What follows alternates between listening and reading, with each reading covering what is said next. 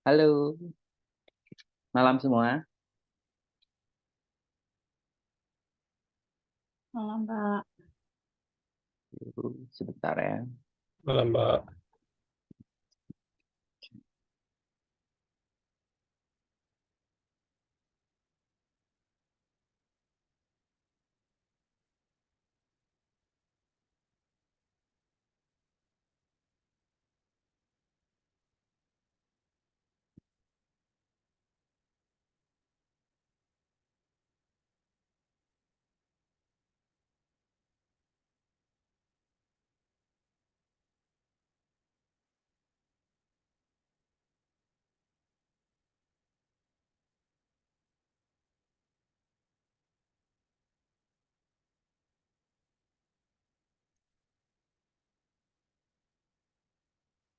Oke,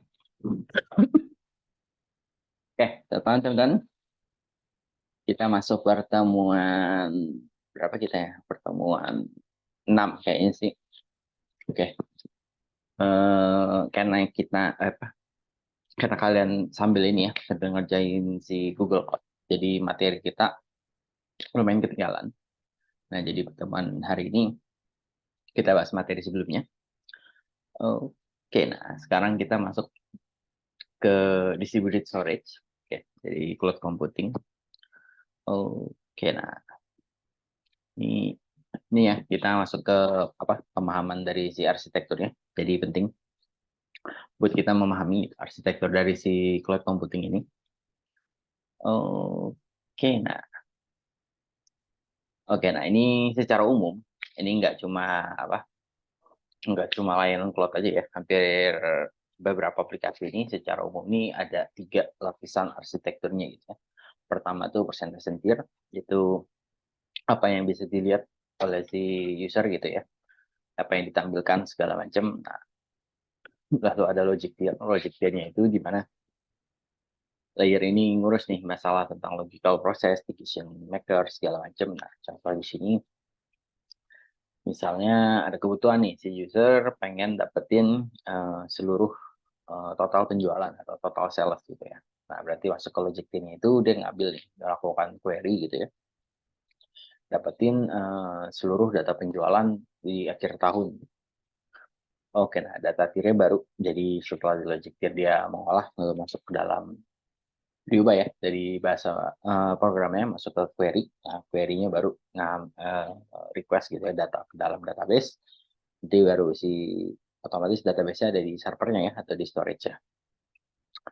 Nah, ini sama yang di kanan juga, cuma beda permintaan aja. Kalau yang di kanan itu dia mau melakukan proses penambahan ya. Jadi ada melakukan insert gitu.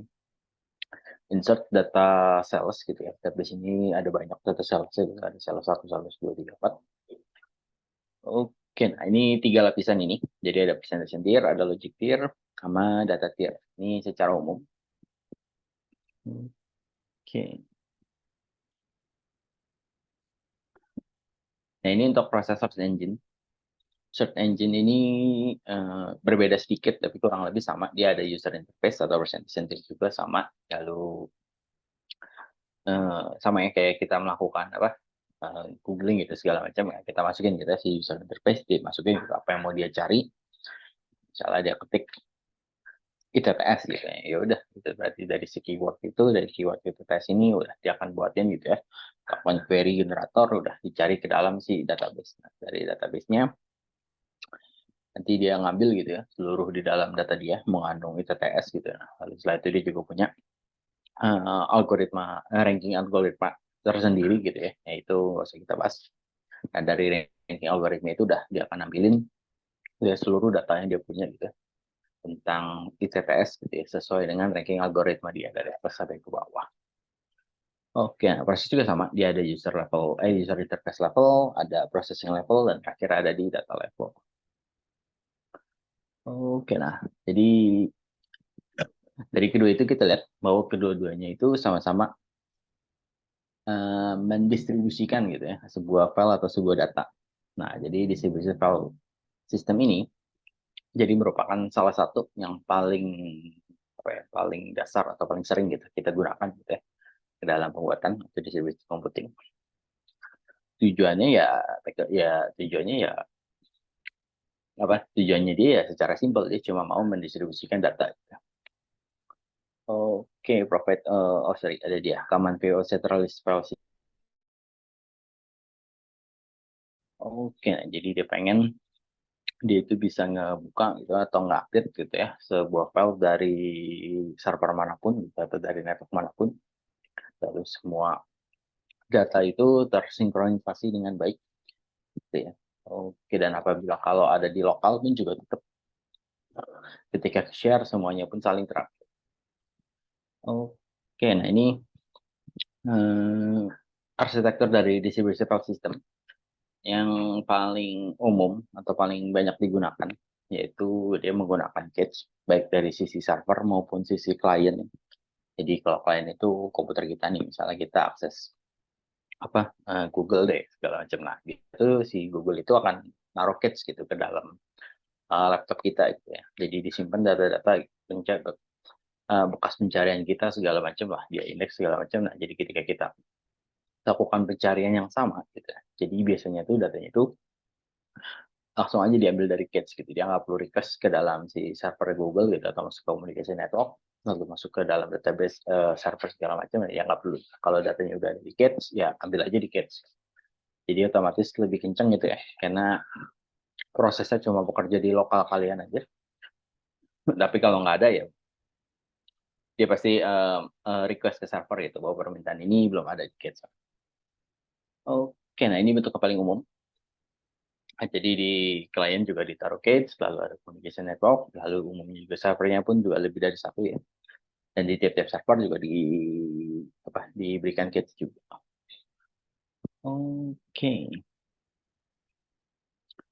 Nah ini general goal-nya. Jadi dia pengen buat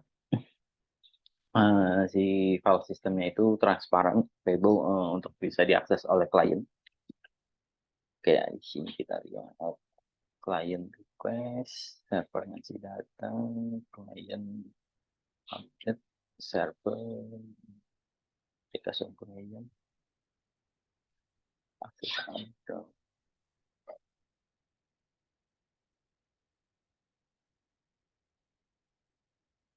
client system, browser,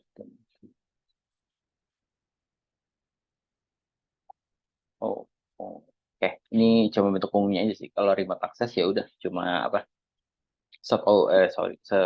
client request gitu, server kasih data gitu. Si client request lagi, server kasih data gitu. Tapi file itu tetap ada di dalam server ya, nggak pindah ke klien.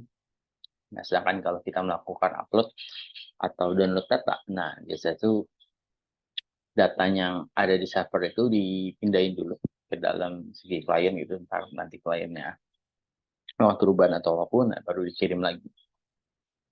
Oke, nah ini RPC in file system. Oke, nah. Ini Oke, nah ini banyak nih sebenarnya apa cara cara tradisional enggak tradisional juga sih. Oke, ada distribusi file sistemnya menggunakan si remote procedure call itu. Jadi di mana si kliennya itu request gitu ke server dia lookup gitu mencari si itunya gitu sampai ketemu filenya baru dibalikin ke si klien. Si klien nanti dia mau proses ya dia mau buka atau segala macam lalu dikirim lagi gitu ke si server bahwa lagi proses read segala macam nah baru balikin gitu. Nah, di mana di sini prosesnya cukup apa cukup berkali-kali ya kalau kita lihat di sini ketika dia lookup sekali server kirim lagi lalu dia nge-read kirim lagi lalu server kali nah ibaratnya sekilas kita lihat ini bahwa kinerja server ini untuk proses yang sama ini udah 2 kali. Oke, sedangkan kalau yang sisi kanan yang si B ini dia prosesnya tuh langsung sekaligus. Jadi ketika kita mau apa request permintaannya gitu, kita mau nyari file A gitu ya, file A lalu kita mau buka sekali.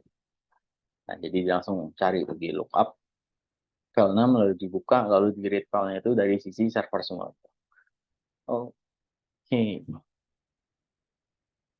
Dari segi waktu umumnya lebih cepat karena ketika kita lagi tadi mencari file itu kan kita kayak koneksi gitu ya, kita butuh koneksi ke server cari filenya segala macam gitu ya. Nah, kalau dari segi A gitu ya, kalau kita ketika mencari gitu ya, katanya yang ketemu terus dikirim lagi ke klien itu kan butuh koneksi lagi gitu. Untuk koneksi transmit data, lalu setelah itu kita buka segala macam, kirim lagi ke server, butuh koneksi lagi, lalu setelah itu dikirim balik. Kalau ini enggak, ketika dia mencari itu kita buka koneksi satu kali gitu ya. Ketika lalu open file, read file segala macam itu dilakukan di lokal servernya. Jadi otomatis dari segi request pun juga menurun. Oke. Nah, lalu dari segi beban pun juga akan jauh lebih cepat karena proses mengajarnya itu ada di sisi server. Oke.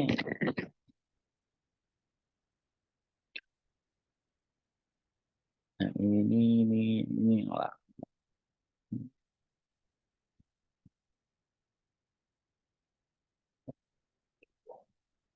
Oke.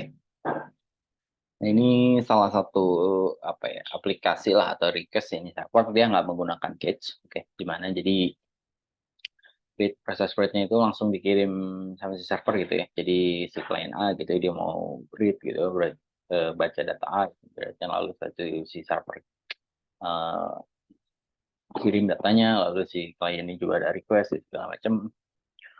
Oke. Nah, jadi di sisi kliennya nggak ada cache. Ada kelebihan dan ada kekurangannya tersendiri. Kelebihannya otomatis biasa file itu jauh lebih up to date, oke, karena dia langsung akses ke file servernya itu sendiri. Oke, nah apa disadvantage-nya untuk di sini yaitu performanya ya. Kalau kita lihat performanya ini bakal mungkin jadi lambat dibandingkan si itu karena ketika baik lagi tergantung koneksi kita. Kalau koneksi kita lagi jelek itu segala macam ya ini akan jadi jauh lebih lambat gitu ya ketimbang dilakukan secara lokal. Oke, lalu lots of network traffic gitu ya. Jadi trafficnya akan tadi berkali-kali gitu, jadi jauh lebih banyak. Oke, dan terakhir itu baik lagi ketika trafficnya jadi lebih banyak gitu ya, nggak terserver dengan rapi, ketika koneksi lagi oke lah koneksi bagus gitu ya. Trafficnya banyak dan begitu permintaannya tuh bukan permintaan yang kecil gitu ya. Ketika dia tadi misalnya minta permintaan data penjualan akhir tahun gitu, misalnya. Oke lah, itu query gitu ya, masuk ke dalam server, oke. Oke kalau data dikit gitu ya, tapi kalau ketika penjualan akhir tahunnya datanya ada 1 miliar gitu ya, otomatis kan cukup besar gitu ya, cukup lama gitu si server ini untuk memproses permintaan laporan si data akhir tahun itu gitu. Dan kalau satu orang yang request gitu, ketika ada 10 klien yang request ya udah otomatis si server bakal apa jadi melambat gitu ya karena performanya bakal terlalu banyak traffic dan permintaannya terlalu apa dan permintaannya juga besar gitu. Satu request pun juga dia ngerjainnya lambat gitu, udah lambat banyak request lain lagi gitu yang belum dihandle, otomatis ya udah server bakal crash gitu atau bottleneck. Oke. Nah, jadi penting penggunaan cache di sini. Oke, oh di sini contohnya.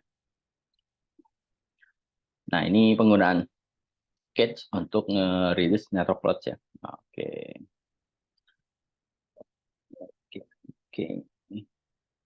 Nah, jadi kelebihannya otomatis ketika datanya udah ada di cache itu bakal cepat gitu karena ada di lokal kalian gitu ya. Jadi nggak perlu ada request koneksi segala macam ke server gitu. Ketika datanya ada ya udah langsung aja gitu. Mau segala macam ya udah bisa kita lakukan di lokal itu karena datanya masih ada di dalam cache lokal kalian gitu. Oke, nah problemnya biasanya ini apa ya?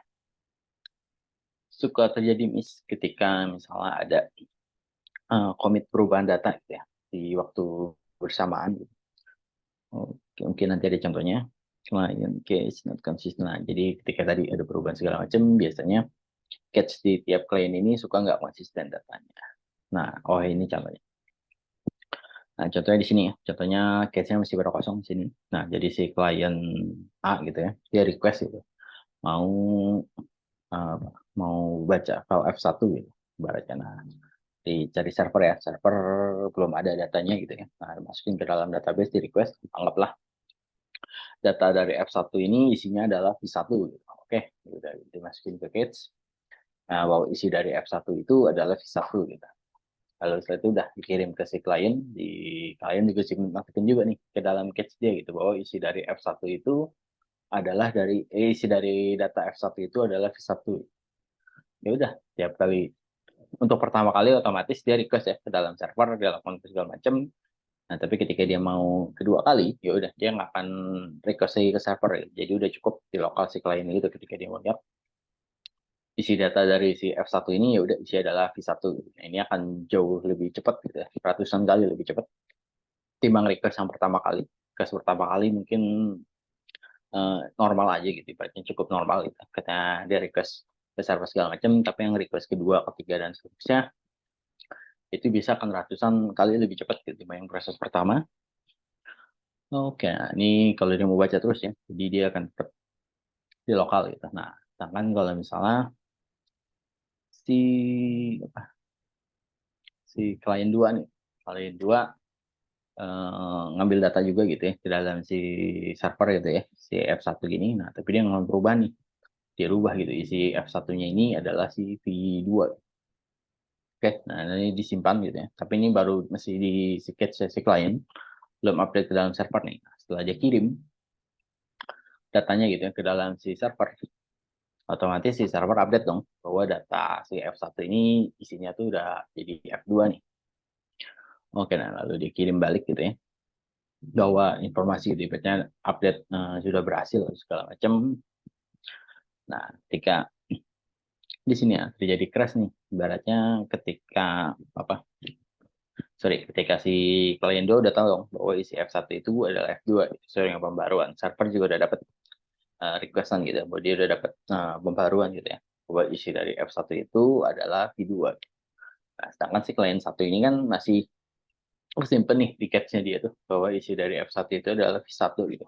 Ketika di request pun juga udah langsung dikirim dari cache-nya gitu ya. Dia nggak akan request ke server gitu ya. Kalau dia request, otomatis sudah dapat notif gitu, bahwa isi F1 itu adalah V2. Nah, karena di sini nggak ada itu, dia langsung ngambil ke cache, ya udah. Si F1 ini, si klien 1 ini, setiap kali dia mau baca isi F1, isinya akan selalu V1. Nah, ini salah satu uh, sering terjadi miss ke dalam penggunaan cache di sini. Jadi hati-hati ketika kalian menggunakan cache, kapan harus itu update segala macam. Oke. Ya,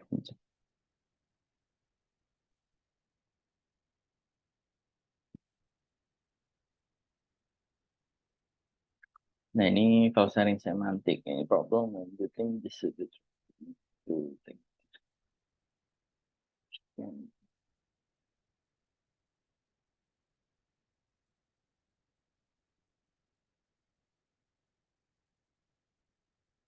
Oh, oke. Masalah urutan. Oke, nah ini problem kedua. Ketika tadi ya berurusan dengan masalah tadi distributed file system ini, kadang ada akun itu yang permintaannya tuh secara concurrent itu secara terus-menerus nih. Mana kita paling gampang. Jadi secara terus-menerus ya kalian buka file A gitu, tapi udah kalian geletakin aja itu file A gitu ya, nggak kalian close, nggak kalian apapun gitu ya. Mana dia? Oke, nah sini aja nih. Oke, nah ini masalah kedua nih. Jadi ketika dia berurusan, ketika ada salah satu user atau apa tuh prosesnya itu dia melakukan concurrent read gitu ya, proses read-nya itu cukup lama gitu ibaratnya. Nah, di sini ada beberapa. Jadi ada unique semantic, ada transition semantic, ada decision semantic. Unique semantic ini dia read operation, return effect to last word. Oke, dan jadi dia read operationnya itu ngambil data tuh dari data terakhir yang ditulis. Oke, nah transition semantic ini support transition on single file. Oke, is affected and with operation only seen by client.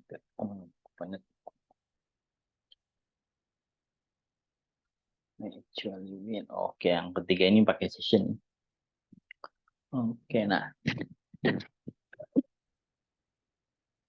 ini langsung sampel si file sharing code. Jadi case mana tadi namanya? Si file sharing case-nya ini sebenarnya di sini si klien gitu ya. Sebenarnya nih atas klien 1, bawah klien 2. Si klien 1 request gitu ya ke server gitu ya, dia mau buka file F gitu ya. Nah, ketika boleh buka ya udah dibiarin aja gitu ya, dibiarin nggak di close gitu, dibiarin. Nah, selagi si klien 1 lagi ngebuka, jadi udah klien 2 nih, klien 2 dia ngebuka file F dan dia pun melakukan perubahan gitu ya di dalam si file F tersebut gitu ya. Jadi dia proses tulis gitu ya, di situ ada proses writing. Nah, dalam jangka waktu session di situ tuh masih si klien A itu masih ngebuka tuh file itu. Nah, setelah itu kan si B, si klien 2 ini nge-save perubahan. Nah, otomatis kan si klien A ini harusnya dapat notif dong bahwa data yang lagi dia buka ini sebenarnya udah berubah gitu. Isinya tuh udah ada perubahan oleh si klien 2.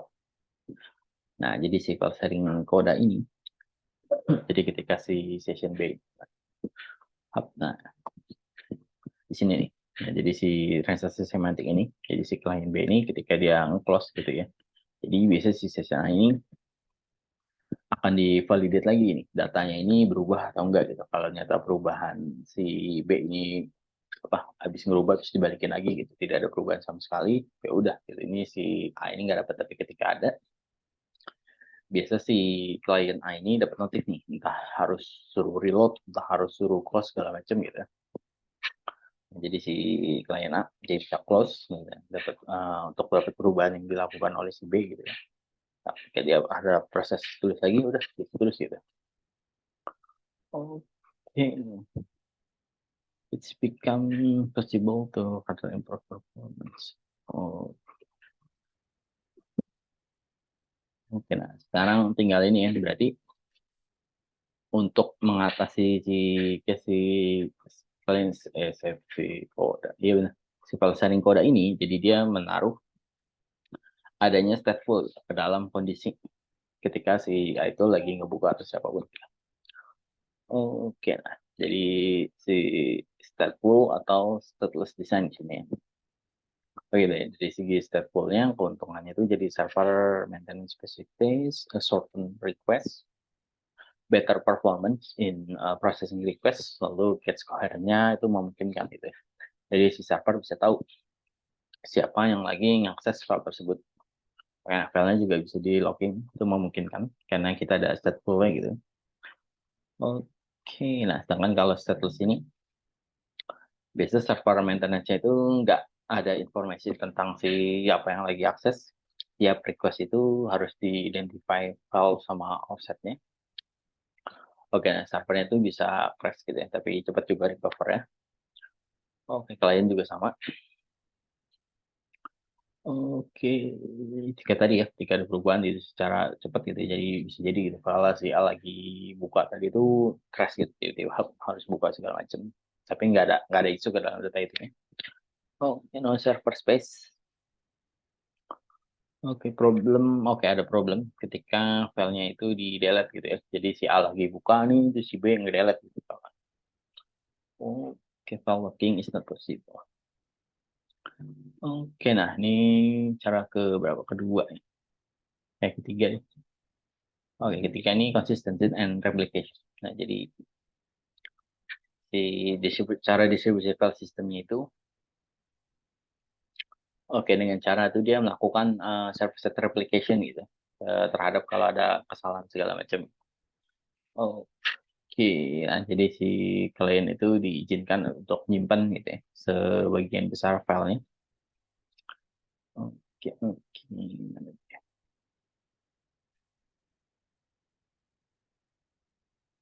Page option.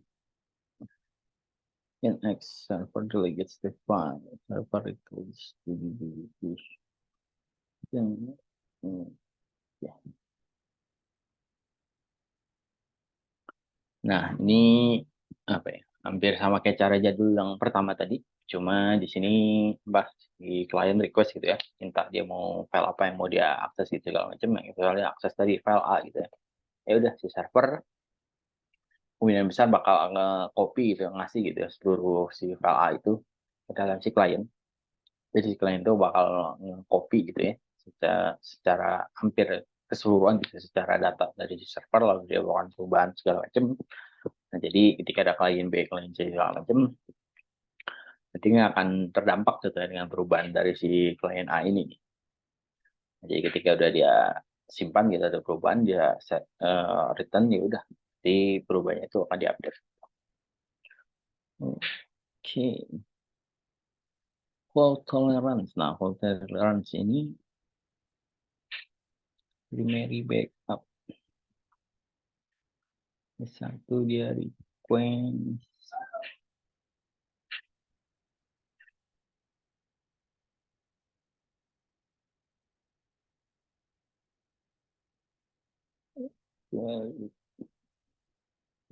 Ini beda-beda tipis sih sebenarnya tadi. Cuma ini karena apa disingkat sebagai W1 ini mungkin agak bingung. Jadi sama-sama ada dua klien gitu. Klien satu, klien dua gitu ya. Di mana si klien satu dia ada request tulis sebuah data gitu ya. Sedangkan si klien dua itu dia nge-read sebuah data gitu ya. Oke, nah R2 itu ngerespon segala macam. Nah, jadi datanya itu ada di primary server gitu ya, untuk misalnya data X segala macam. Nah, jadi si tadi ini ya dibuat ini ke dalam untuk si permintaan klien dibuatin gitu ya. Server backup gitu ya untuk nge-handle si permintaan klien A, lalu untuk si klien 2 juga disiapin gitu ya. Terus itu dibuatin juga nih backup server gitu ke dalamnya jika terjadi gitu ya. Si klien A sekali klien B gitu ngasih data crash atau segala macam berbentukan ya udah. Tentunya dia mesti ada backup server di data. Jadi tiap kali ada request ya udah dia buatin replication si ini ya. Jadi ketika ada kesalahan segala macam, dia tetap masih aman data kita gitu, Pak. Oke.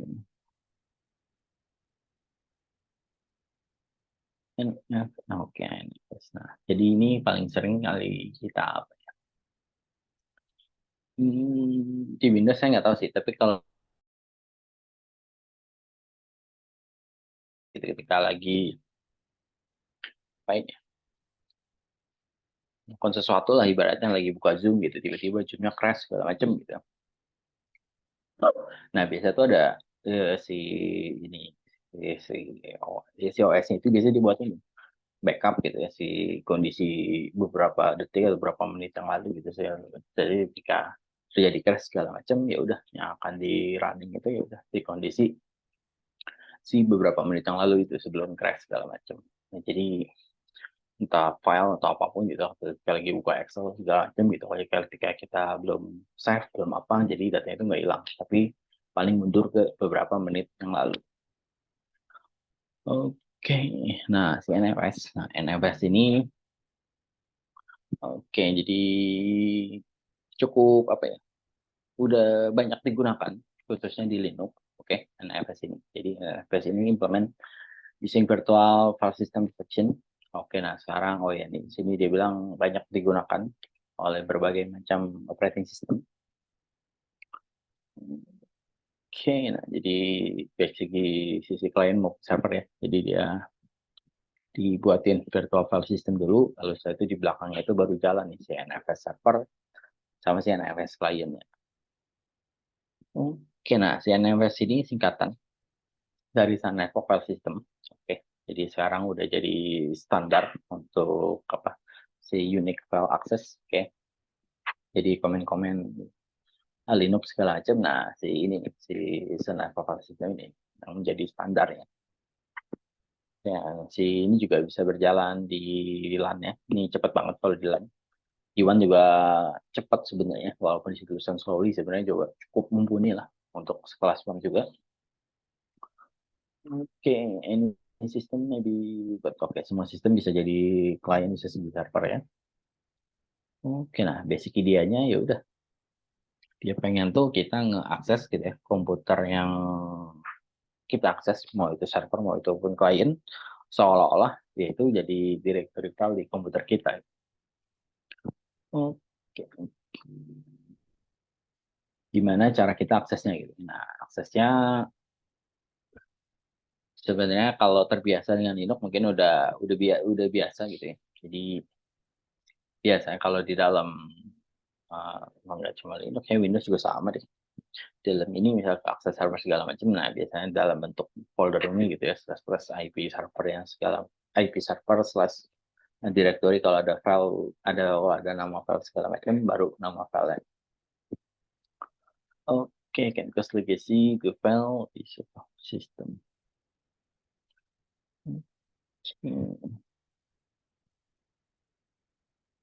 Nah, ini juga sama nih. Ini bisa kita atur, oke, dari segi apa di server.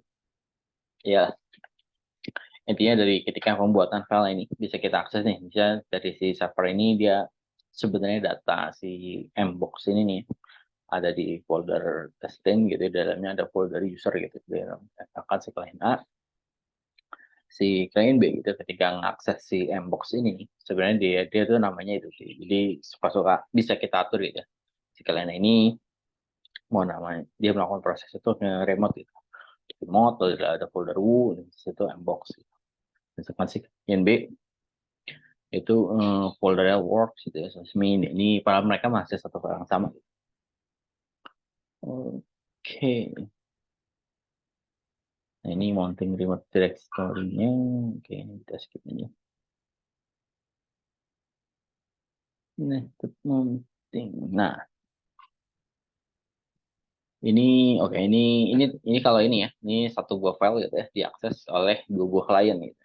Nah, kalau di sini ini ada dua server gitu ya. Si klien ini dia akses server A gitu ya. Dia akses server A, tapi yang dia mau itu sebenarnya filenya itu ada di server B gitu. Oke, nah jadi di sini sebutnya nested mounting. Nah, jadi si klien A gitu, dia ngebuka, loadout segala macam, dia mau proses install gitu ya di dalam si server A gitu segala macam. Tapi datanya ini sebenarnya gitu ya, bahwa data yang di request ini sebenarnya adanya di server B nih. Nah, jadi sebenarnya ya udah si klien ini nggak perlu tahu gitu ya bahwa kondisinya ini ada di server mana segala macam, dia cukup akses saja si server A gitu. Nanti si server A yang akan mengimport gitu, data directory segala macam dari server B. Oke, nah ini analysis operation-nya. Oke, fundamental persistent. Nah, ini ya. Jadi apa? Ada banyak sih sebenarnya, nggak cuma ini. Jadi ada bisa read, ada read, system link, make directory, segala macam. Oke, tapi yang paling sering ini ya, yang paling sering digunakan nih, Mirror, remote directory segala macam. Oke, nah ini file handle fundamental, jadi fundamental MS operation, jadi tag path name-nya, jadi menjadi return file handle, jadi apa ya, mengakses ya seolah itu kayak file di lokal kita. Oke.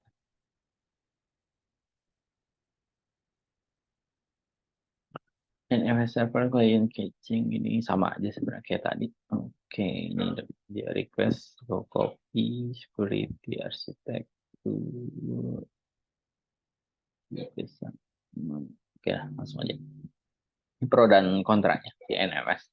Pro-nya otomatis simple ya, jadi highly portable. Oke, konstannya kadang-kadang nggak inconsistent, lalu dia nggak bisa nge-scale terlalu besar dari segi server. Oke, nah lalu dia tetap harus ngecekin si cache-nya gitu ya. Takutnya cache-nya itu ada out of date, kayak kondisi si isi data si F1V1 itu. Oke, nah ini juga sama ya, ketika ada permintaan yang terlalu banyak gitu ya, atau ada satu request yang besar gitu ya, jadi terjadi antrian gitu. Ya, jadi server bisa kemungkinan jadi apa? Jadi crash atau bottleneck. Oke, nah ini modification application search. Nah ini problem ya. Ya lah, sebenarnya ini dibilang permasalahan enggak sih, sebenarnya kondisinya contoh apa searching gitu ya, search engine gitu ya. Nah, ketika kita melakukan search engine gitu ya, contohnya buka Google ya gitu. Google kita ketik gitu ya ITTS, nah, otomatis kan si Google itu bakal crawl gitu ya, mencari ke seluruh website yang ada gitu ya, di seluruh yang dia punya gitu ya, datanya ada 10 miliar, 10 miliar itu dia cari. Oke, dan biasanya datanya itu pun disimpan semua gitu ya, jadi nggak mungkin ada yang dibuang segala macam. Nah, jadi one big disk. Nah, si proses usernya itu search ke dalam si one big CPU. Nah, otomatis uh, requestnya ini bakal ya mahal gitu ya. Oke, dan tidak udah mahal nggak terukur gitu di sini ya. Oke, nah, jadi hmm, hmm, hmm, hmm. Jadi ke depannya gitu, kalau kalian bikin aplikasi, kalau gitu kalian merasa bahwa data ini growth pertumbuhannya itu, ya ini jadi salah satu masukan gitu ya, bahwa ke depannya itu untuk penyimpanan atau storage itu ya semakin lama tuh semakin murah gitu ya. Itu yang paling mahal atau paling itu ya adalah memori gitu. Jadi penting buat kalian melakukan gimana manage supaya memori penggunaan memori itu efisien gitu ya, nggak terlalu besar, ya, tapi juga nggak terlalu kecil. Ya pokoknya nggak terlalu nggak terlalu besar, tapi juga nggak terlalu tinggi gitu harga permintaannya. Tapi kalau untuk storage itu sebenarnya nggak jadi masalah gitu. Kalian nggak usah terlalu pusingin gitu ketika data kalian membengkak gitu ya, jadi apa 1 tera atau 1 petabyte segala macam, selama itu di storage itu nggak ada jadi costnya membengkak, tapi nggak akan sejauh penggunaan dari memori. Oke, nah ini contoh si Google gitu ya, dari dulu gitu, ketika dulu dia nyimpan datanya masih di dalam komputer server segala macam. Nah, sekarang dia udah jadi satu perusahaan gitu atau satu pabrik gitu yang isinya buat nyimpan data doang. Oke, ini salah satu ini, cuma sekarang ini udah berubah. Oke, nah ini clear lagi, cluster based system, file system. Oke, nah jadi salah satu metode ketika nemuin data yang cukup besar gitu ya. Jadi untuk nge-speeding file aksesnya gitu ya udah dia apa, ngebuat beberapa blok. Oke, nah ini contohnya. Sini misalnya si data data A lah yang terlalu besar gitu segala macam disimpan gitu ya di dalam data master. Untuk server-server lainnya gitu ya, ketimbang dia harus nyimpen gitu ya si data A yang besar ini gitu ya. Nah, jadi ya udah ketika disimpan gitu ke dalam si file master ini, si data ini, si master ini bakal ngebalikin biasanya tuh mana ya, chunk ID gitu ya, sama range-nya gitu, address-nya gitu. Jadi si chunk server lainnya itu dia cukup nyimpen si chunk ID sama si range-nya aja gitu. Otomatis kan dia nggak akan perlu pusing gitu ya untuk ngurusin si data si file yang besar ini. Oke, master only, change table, memory. Bisa skip.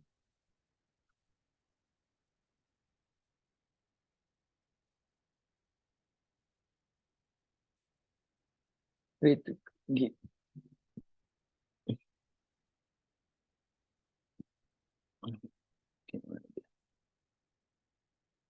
Nah, ini ya.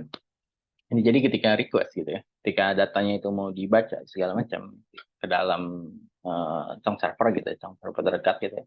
Ya udah, ketika dia mau baca dari si file A, si cang masternya itu dia langsung tahu nih bahwa si file A ini jadi adalah si cang ID sekian, locate di sekian, saya udah dia akan arahin kita ke si data yang ada di master gitu ya. Udah si master ngerespon datanya si tadi itu dengan ngasih replica location. Oke, si can fix location, dia send request. Oke, send data, some server send request data to the client. Oke, nah, ini ya. Jadi ketika tadi si klien pilih lokasinya gitu segala macam, jadi pilih ke si Chang server gitu. Nah, si Chang server bakal ngirimin gitu ya request datanya ke harap si klien gitu, bahwa datanya itu ada di server master segala macam lah ibaratnya. Lalu si klien ini ya udah dia bakal pindah gitu dari sebelumnya si chunk server yang dia pilih menuju ke si master data tersebut.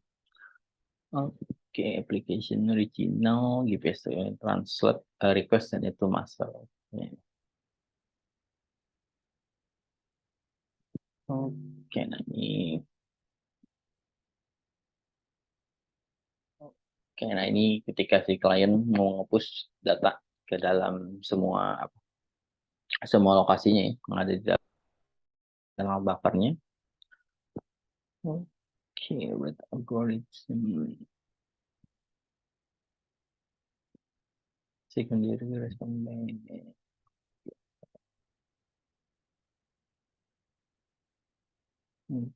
perform. Oke, gitu.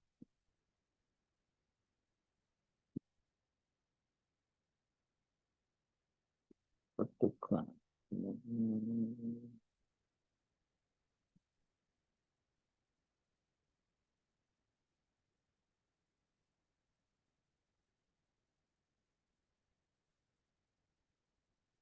Oke, nah ini dia kalau apa proses tulis ya atau nyimpan.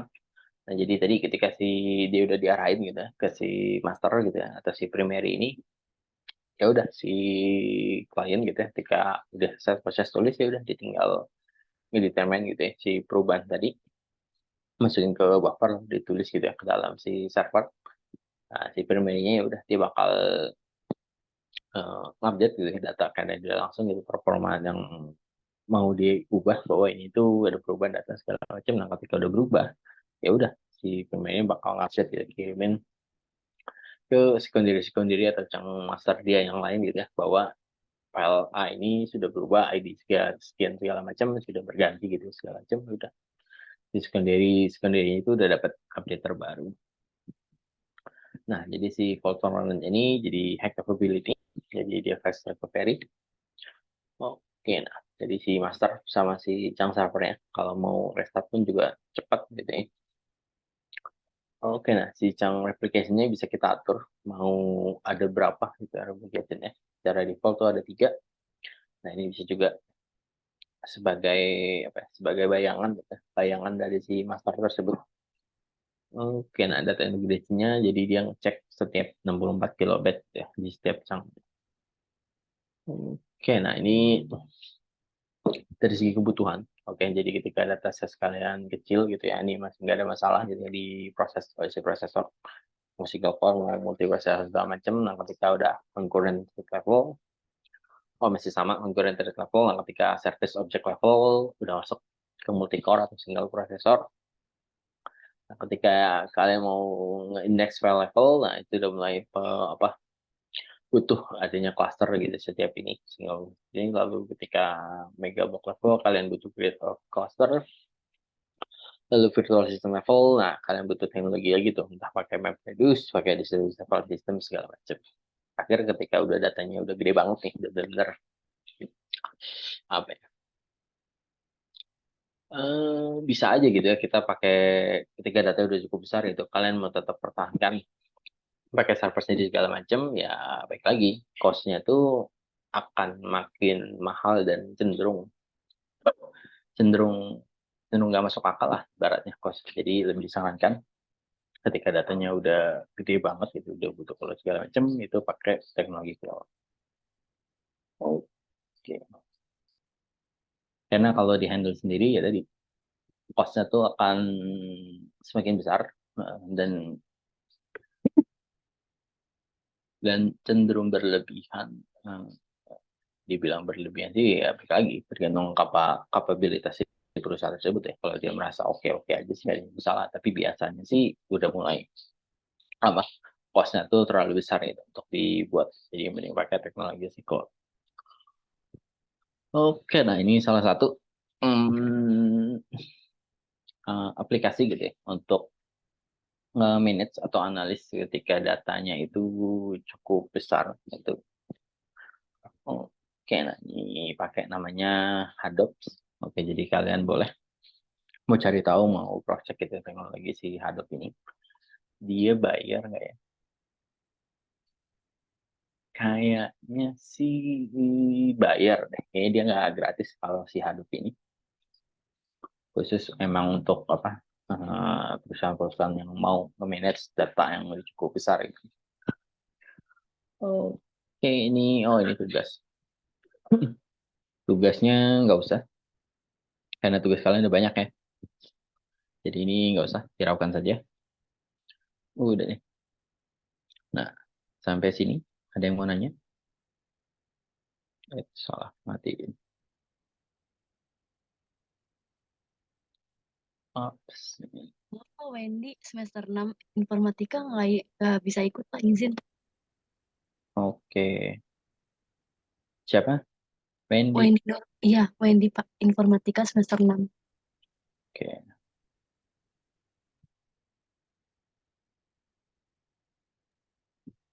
Mau tanya Pak, itu yang quest dari 5 ya kayaknya. 5 sampai 8. Itu batasnya sampai kapan ya Pak? 5 sampai 8 itu sampai kapan ya? Sekarang ini pertemuan. Kayaknya sebulan lagi deh. Sekitar bulan Juni ya Pak? Sebulan atau sebulan setengah lah. Oh iya, oke. Ketika sekalian, mumpung ada yang itu, progresnya gimana? Ada kesulitan? Materinya ada belum ya? Saya nggak pernah update-update. Oh iya, ini maaf ya, saya apa? Sepertinya minggu depan itu ya, minggu tenang kalian, kita ada satu pertemuan lagi sebelum UTS ya. Nah, untuk UTS-nya teori. Oke, tapi saya belum bikin. Tenang aja. Soalnya, soalnya berapa ya? Ya 5 lah. Oke, belum belum saya update sih di learning ya. Maaf ya, belum sempat. Untuk UTS ya itu. Untuk UTS mungkin minggu depan baru kita bahas kisi-kisi segala macam. Oke, tinggal si Google Cloud ini ada kendala nggak atau kesulitan? Sebab kalau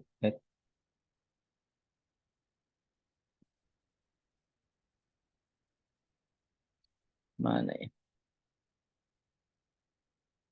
Saya di Japri mulu nih sama apa? Sama Bu Lina. Lina ya Pak. Iya, kata progres kalian lambat. Kalau saya lihat sih ya dari data ini ada berapa orang? 1, 2, 3, 4, 5, 6, 7, 8. Udah ada 8 orang yang udah selesai. Terlepas saya nggak tahu ini anak malam apa anak pagi. 8 orang sudah menyelesaikan. Terus yang udah setengah jalan nih, yang udah nyelesain apa tugas kemarin tuh 1 sampai 4 berarti dari 8, 9, 10, 12 orang.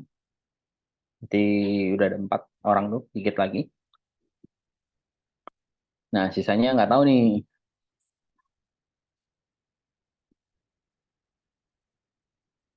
Yang apa belum ngisi public profile salah juga masih ada ini.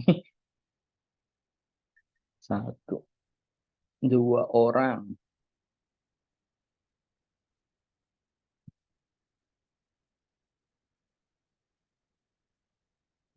Muhammad Misbahuddin sama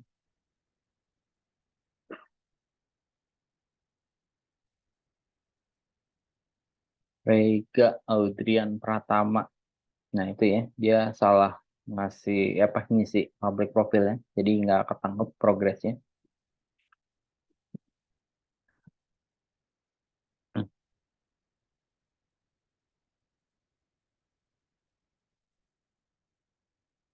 Udah 100% belum? Kalau udah 100% sih pasti centang. Tapi kalau cuma 75, 80, ya dia nggak akan centang. Makanya nggak enaknya di situ. Course Google harus selesai sebelum UTS. Enggak sih, itu kan nilai UAS kalian.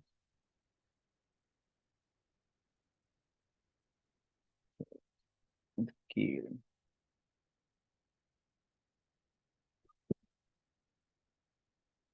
Nah, loh. Saya nggak tahu dah kalau udah 100%. Harusnya sih kalau 100% sih pasti. Saya belum belum nemu ya, tes udah 100% gitu pasti NLab. Dia nggak checklist.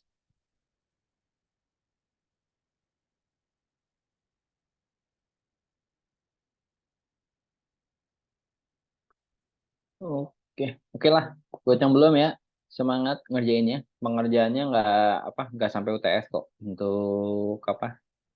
Untuk ini biasanya 3 minggu sebelum UAS itu udah saya tarik buat penilaian. Jadi masih ada waktu. Kalau yang udah selesai ya udah selamat. Udah tinggal nanti UTS habis itu udah. Oke, Jadi syaratnya untuk UTS harus selesai yang Google Cloud nggak itu ya? ada Oh, nggak ada. syarat UTS. Cuma Dikirain. kerjain aja. Oh, oke, Pak.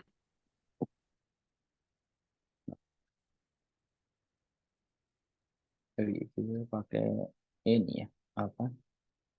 Open course ya. Tapi ntar dulu ya, open course saya belum buka. Oke, kalau nggak ada lagi, saya akhiri pertemuan hari ini. Thank you semuanya. Thank you for today. Minggu depan kita masih ketemu ya. Saya masih ada utang untuk pertemuan lagi sebelum UTS. Thank you semuanya. Bye. You juga, Pak. Bye, Pak. Terima kasih, Pak. Thank you.